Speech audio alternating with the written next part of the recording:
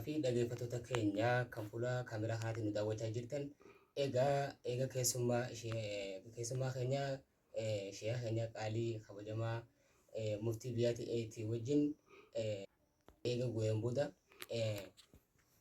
turtii eega waliin gooneen boodatti yeroo muraasa booda boqonnaa yoo tokko goonee walitti deebinee waan jirruuf amma immoo gara kutaa lammaffaatti deebinee waan jirruuf asumaan ammallee gara sheekhaatti isin deebisa. Nu wajjin jiraadhaan isin ijaa asumaan sheekha keenya kabajamaa fi jaalatamaa asumaan gara waltajjiitti si eegaa Sheekh Musaa Addeelee biratti barnoota akkasitti eega barattaniin booda mee garri isin imala ilmiidhaan itti imaltan gara sheekh eenyutti imaltanii barnoota maaliif akka barattan asumaan eegaa fi jaallattoota keenya asumaan nu beeksisee jechuun barbaachisa. Sheekh Musaa Addeelee qofaami. Eegumatti barree jajjabaannee shaloota alfe'aatni galii qaraanee baaraqiifallee qaraanee shee amalichaa jedhanii mojo dhufnee mojo sanitti bareekkanii wajjin achitti qaraanimmaas kitaaba sarfee kan achitti qaqqaraan kanuma arbiyyaati gaa dhuftee nuyi. Eega naawwee Sheekh Musaa Addeelee irratti qaraateen booda akkasumatti ammas barnoota naawwee kabiraatiif kitaaba biraatiif gara Sheekh Ahmad Najjaashitti. Sheekh Ahmad Najjaashillee dhufnee achittis xiqqoo qaraanee achi qofatti illee ammas hin dhaabbanne kitaaba sanfinnaan Sheekh Aliyyi Sheekh Umar jedhanii tortora dannaba fi tortora Sheekh Aliyyi hubatee achitti shaloota fiqiidhaa kan shaloota nahawiidhaa kan achi qaraan Aliyyi san irratti sheekkan nahawiidhaa sadeenuma kana. Sheekh Dannaba irra qaraanii asuma keessatti. Sheekh Jamal sadeen isin jaanii Sheekh Jamal walitti deebinee jirra.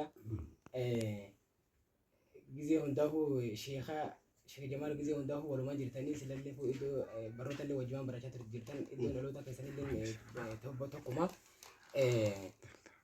Jamal kana Sheekh Jamal Abdullah Hassan malee Jamal biraatu jira. Jamaluna kan isin jaan. Kabiraa jedhaniiti.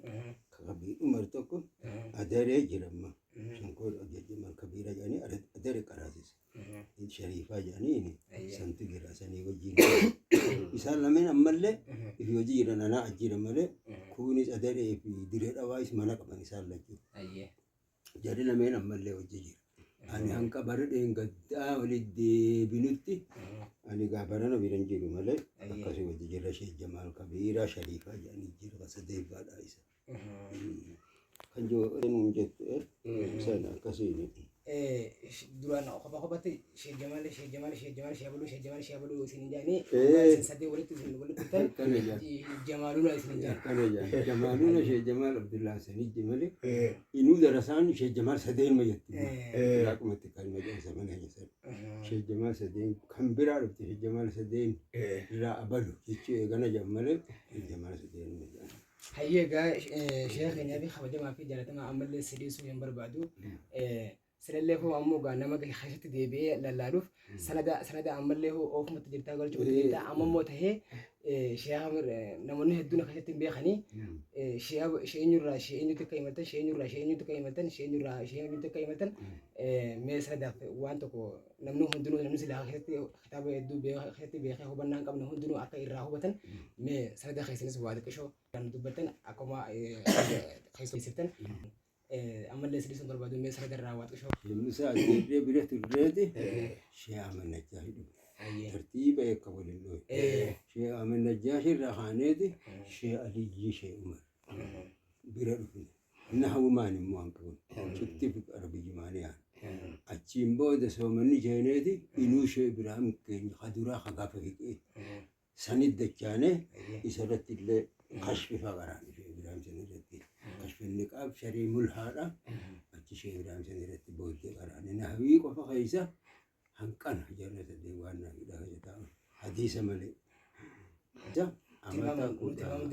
Amata kudha jaha afaanii beeku. Amata kudha jaha fi kudha torbanii beeku. Mee isarraa achirraa amma gara hadiisatti yoo garamirraa garamitti imaltan? Hadiisa Sheekh Aliyyi Sheekh Umar kanarratti bulughaa fi riyaada qaraaneeti. Bulughaa fi riyaada kana qaraanaan Sheekh Ahmad Tarbiyyi kun شيامة وتركيني خدورا خن غافنا هيد أسن غافنا هيد متيني لالن متيني في راك أنا سندرا مي فنمي أتشبيرا كن إنني مجلس العربي قطع يجرم إذا قطع يجرك أرسل تشي إيجام فود المونا أنا تبودا أشتنا في شركة كي شفتنو دجاني شيء جمال شفتنو ما قابلين الناس أما تقافا قبل في خجان أشي حديث جرى جمال شيء أما وتربيت قبل بين كن مال جمالي كوبا راس كوبا ما قبلت مسجد قافا سجير ركوب غرا حسا خاني قبل بي جاني إيه قبل في يعني قافا هيجا إنه فودا دوران إيسيو إيكو مش عند تيو فودا فونا نمان كوت شريكانو كفو أرسيل في فودتي شريكان كي جمال شريفا خجل نكون أنكم خجل لأسون تاين درسا بتوجهنا وجه شيء أما وتربية كونه حديث كونه بدي إيجا فوتي بودا هي غرا حديث هتدمت إيجا فودا بودا إيجا أما إيجا ولين خنا راس جافر دو أمر ألو تخين خنا ألو تهاري خنا خيستي نمنوجا إيجا فودا بودا برنوته هم براتو وانجوتي نمني حواسي نقسم بيخني دلوغا في رياض كلي ودون فودين أيه دلوغا في رياض كلي جمرة مقدم بخاري لا وجه وسوشي علي خنا رتي بخاري كتاب شروط آتي بلوغا في رياض كتاب شروط بخاري تين فود غله فونان أسين كونو شيء علي جرت جامكون شيء علي ما ينهوي دادرام بيرا كران سنغرده إسا مغله كدان كابو جنة إذا كتي يسجروه أشيك بخاري باب شروط أدابه أشين شيء أما وتري كونه بدي شيء أما وتري كونان أشمعه سسونه أشمدته شيء أما وتري كون أسيس سسونه شيء أما وتر سامرة تجاه دابا كينيا تكراني هجي أمل لك مي شيخنا أمل سديسون بربادو مي واي إمل إلميرا واحد دون وحاسوفته جرتا مي مدنو أسكت ستلوفته سني شيء وتر ما بير كتاب هنكا هنو إنما بره إن قد الله هنكا بره إن قد أتيله تربيه أبوه تقول نسيت كأنا ميت إذا كان حديث الرانك بخاري في سيئني في أبي داود ترمذي خنا أجمع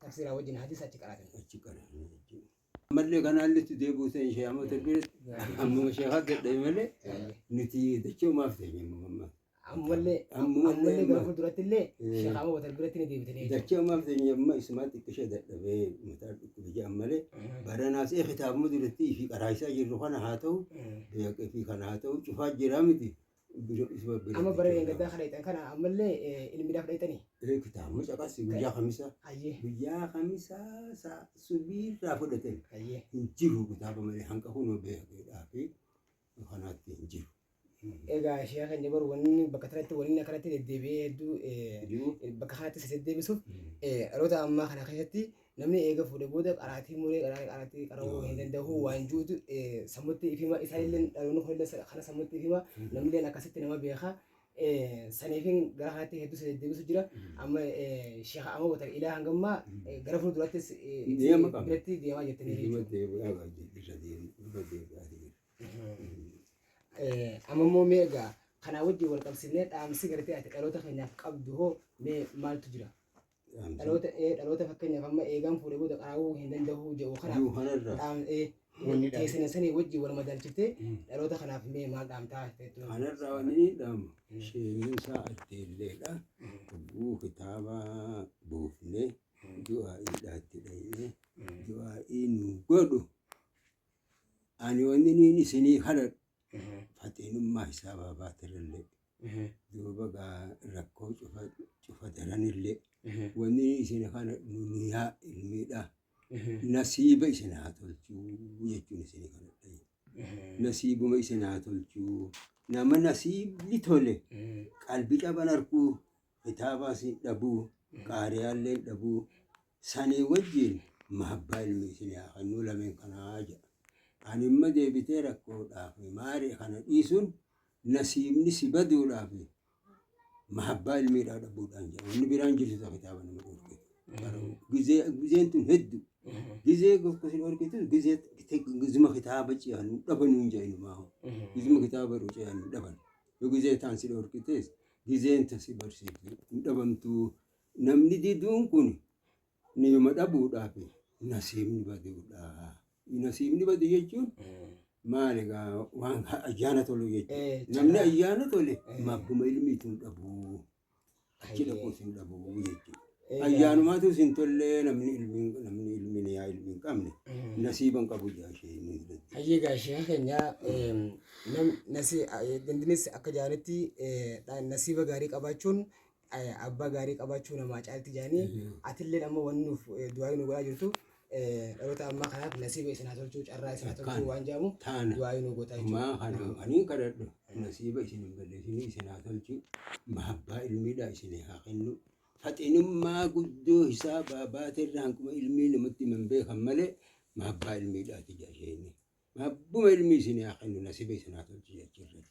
Lameenuma kanan kusheen isaan kadhatee jechuudha. Sanan malee akkas nu haa godhuu ilmaa keenya cufaafoo akkas haa godhuu tamkiinaas rabbi haa kennuu fi achirratti immoo isaanis warra mahabbaa fi nasiibni sun rabbi haa godhuu jechuudha. Hayyeegaa kabajamtootaa fi jaalatamtoota hordoftoota keenyaa kan fuula miidiyaa kanaatiin daawwachaa jirtan sagantaa imeela ilmiidhaa kan marsaa lammaffaadha. Asumaan fursaa tokko goonee asumaan gara sagantaa itti aantutti isin deebisna hangasuu hanqa sagantaa biraatiin walitti deebinutti turtii gaarii isin jenna. Wassalaamu alaikum warahmatullaahi wabarakaatuh.